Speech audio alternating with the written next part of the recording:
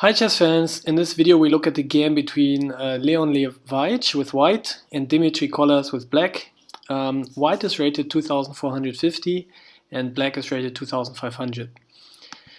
After d4, knight f6, c4, e6, knight f3, d5, knight c3, c6 we have reached the semi-Slav position. Black has a very solid pawn structure and always threatens to take the pawn here. After bishop g5, black takes and now threatens to protect this pawn, and black would be a pawn up. That's why white plays a4. But this comes at a cost. The square on b4 gets weak, and black immediately occupies the square to do this pin here on the knight. And after e4, white is grabbing the center with this aggressive move. Queen a5, black is breaking the pin of the knight and increasing pressure on c3. The bishop is dropping back. Okay, now black played c5 with the idea of, if white takes here, to just win back this pawn later and otherwise take himself on d4 and open up this file. So white wins back the pawn, black takes, white takes, but now black gets this resource of the open d file. And after castle, white has the nice idea knight c2 to get rid of this pin and attack this bishop. Black develops knight c6, protecting this bishop, and after retaking with the queen, black is attacking the bishop. So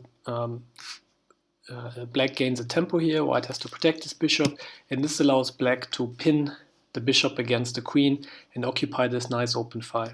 That's a very nice resource for black, but the cost of it is that this bishop here is still caged in, and white now has the bishop pair, especially the dark squared bishop could potentially be strong because black doesn't have a counterpart to this dark squared bishop. Okay, after castle, black simply drops back, queen to e2, and after queen c1, removing the queen from the pin, b6, black plans to develop his bishop on this diagonal. And black, after moving back the queen, black basically says, okay, I'm going to move my queen back out of this attack by the bishop, and I'm going to play against the potential weak pawn on e4, and I'm going to play with this open file. Bishop g5, pinning the knight, h6, pushing the bishop back a little bit, and white is threatening to advance this pawn. So black plays knight e5, blocking the advance of the pawn and attacking the bishop on c4. Bishop drops back, and white puts pressure on the pawn on e4. Okay, after white played bishop g3, attacking the knight, quick tactical and calculation exercise. Can black play knight to d3 here, and would it be beneficial for black? Okay, after knight d3, this queen is attacked, and this queen cannot go to a3 because it would be exchanged, and the rook would be on a bad square here. That would be positionally good. Here it would be taken, here it would be taken by the knight, here it would be taken, here it would be taken. So the queen really only has a few squares here. On d1, it would go into the pin, into the discovered attack of the rook, which would be bad. So let's have a look at here on d2, it's the same. So let's have a look at this square, and this square. So if black could find a way to make white look bad on any of these squares, knight d3 would be a pretty good move. So let's have a look. After queen b1, the problem is that this pawn is hanging. So black takes the pawn, and this knight here is a tactical liability as well.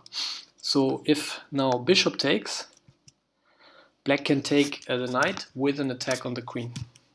And after queen c2, black is simply a pawn up. For example, after protecting this this knight. And if knight takes, then black is also a pawn up. So queen b1 is a bad square as well, because black would win this pawn on e4. What about queen c2? This allows an attack on the queen by the knight, and the queen maintains coordination with the pawn. But black is ganging up on the tactical ability of the knight on c3. And after bishop c4, you can see that black's pieces here, the rook and the queen, they are all tied up to the defense of the e4 pawn, whereas black's pieces are very active. So queen c2 is also not such a good square, and queen e3 is what happened in the game. And this allows black to play queen to c5, attacking the knight and threatening to take the queen with a double pawn. So in the end, what has black achieved? Black has achieved this really nice square for the knight here on c5, where it attacks the pawn on e4 and also the pawn on b3, and the queens are exchanged, which normally is good because it highlights the resources of the open file. And so black has a good pawn structure with few weaknesses, very active pieces, and is in control of the d file. So also the engine is saying black is a little bit better here. White plays e5, removing the weakness and pushing the pawn forward. But after knight to e4, this pawn can potentially become very weak. And this pawn is a weakness now as well. And these knights are coordinating well. And also with this last move, black is making a concession because the normally good bishop on g3, which doesn't have a counterpart, is now blocked in by his own pawns. So there's so much pressure on this pawn that white decides it's better to advance the pawn with all the disadvantages we've just highlighted, rather than playing anything else. I mean, after f3, the problem is that this bishop is caged in, and of course there was the threat of knight takes b3. So after knight to e4, white can exchange here and remove this knight from the attack of the b3 pawn. And if after this exchange the bishop would take, then white could, for example, play f3, attack this bishop, and let's say the bishop moves back, then white would have time to protect this pawn. So because of these weaknesses, white is already under a lot of pressure. Okay, after this exchange here, white plays bishop to f3, trying to pin the knight against the bishop, but black decides to go into an ending here. Knight takes g3, f takes g3, bishop takes, and rook takes. After g takes f, black immediately has the threat rook to d3, threatening to win a pawn. And if, for example, this pawn advances, black has a very active rook here on d3, and also is able to activate his rook here really quickly and play against the weaknesses in white's camp. But white decided, okay, I'm gonna try to get a little bit more active rook, and in this position here black has the better ending because white has the two weaknesses here on b3 and on e5, whereas black's weaknesses are not really clear yet. White wants to gang up on the pawn on f7, but that's the only weakness that black has in his camp at the moment. Okay, black activates his rook, and if white were to gang up on the f7 square, the rook can come up to c7, where it's very active and has offensive and defensive roles. So white played rook a2 instead to protect the entry squares for black's rooks on c2 and d2. Black played rook d1, and a5, very interesting move, fixing the weakness on b4. So this pawn is now forever weak, as is this pawn. And this rook is controlling this entry square from which white would be able to attack the pawn on b6. Rook e3, protecting the pawn and activating the king. black drops the rook inside white's position as well. And if one of the rooks gets exchanged, this is in favor of black, because then it will be even harder for white to protect these weaknesses. The king is still very far away. White tries to activate his king as well. King e7 and rook to e2. It's not 100% clear to me what is white's plan with this. But this rook is very bad here, and I guess it's a little bit better here. But it's already hard to bring this rook into the game. Okay, black played rook d4 with the plan of attacking the b3 pawn. White advanced the pawn. And after rook b1, two rooks attack this pawn, and white is protecting this pawn. But black plays rook f1, and the king moves up, and see how strong this rook here is, keeping all of white's pieces busy. Rook f4, putting pressure on the g4 pawn that white protects. And now black is playing against the e5 pawn. If black exchanges a rook here, it would be again in his favor, because the weaknesses are easier to attack for black. King moves up, black denies white any entry squares, and also plays g5. So at this moment, this rook here on f4 is protected by the pawn, and that's a very interesting motive as well, because it basically cages in the king in this area here, whereas black's king can potentially become active. And white tries to enter here into the position, but black exchanges, and now exactly what we have, the motive that we have seen before is happening. Black is activating his king, threatening to run into white's position, whereas white's king is caged in by the rook, which is protected by the pawn. White tries to do something against this with h4, but black simply ignores it and tries and continues entering with the king. And here black is just moving to attack the weak pawn on e5, and in return white is attacking the pawn on f7.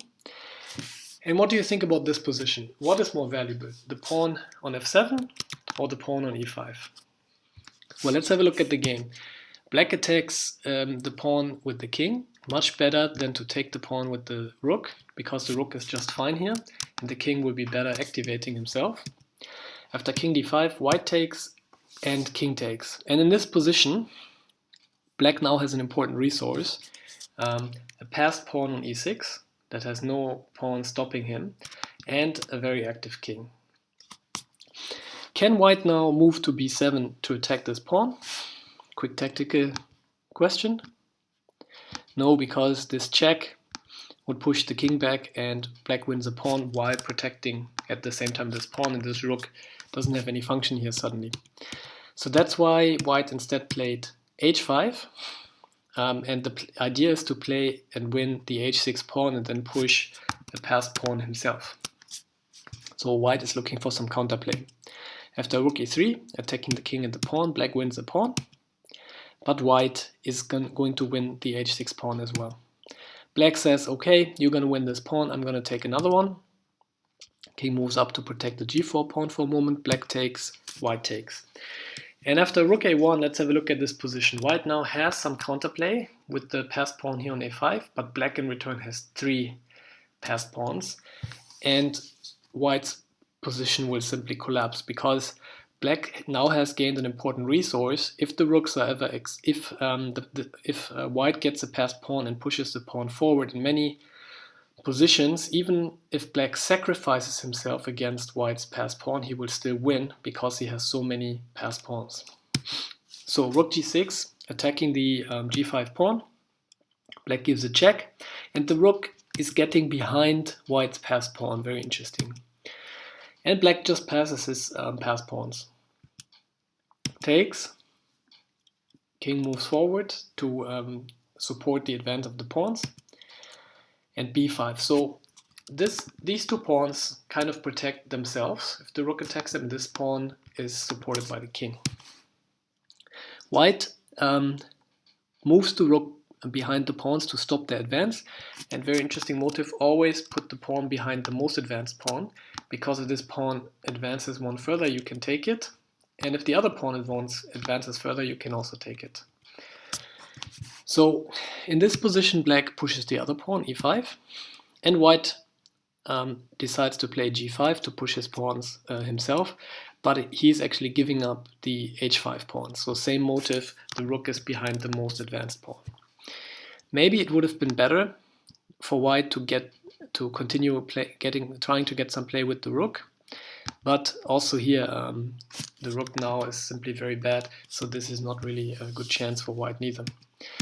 And after rook takes, black is getting ready to sacrifice his rook against the pawn should it advance, putting a bridge here between the king and the square where white could potentially give checks, and inviting the king to spend some time to support the push of the pawn, but black is already eyeing exchanging the rook against the pawn. After e4, rook e8, e3, in this position white resigned, and the point is that after king f6, aiming to support the push of the pawn, a3, g7, takes, this position is simply lost because a2, the rook has to go behind this pawn to stop it, but the other pawn simply advances and black wins. Okay, I hope you learned a little bit about this ending, how black in the rook endgame can play against the two weaknesses and win some pawns and then win the game. And also a little bit about the very, very interesting positional resource and tactical resource of playing knight d3, a lot of forcing moves, and then in the end the exchange of queens after queen e3, the exchange of the queens going into a position where black controls the file and has very active pieces, and then also the interesting decision after bishop f3 to exchange into an ending where black can only play for two results, win or draw, by just simply ganging up on these two pawns with his rooks. Thanks a lot for watching. Hope to see you next time.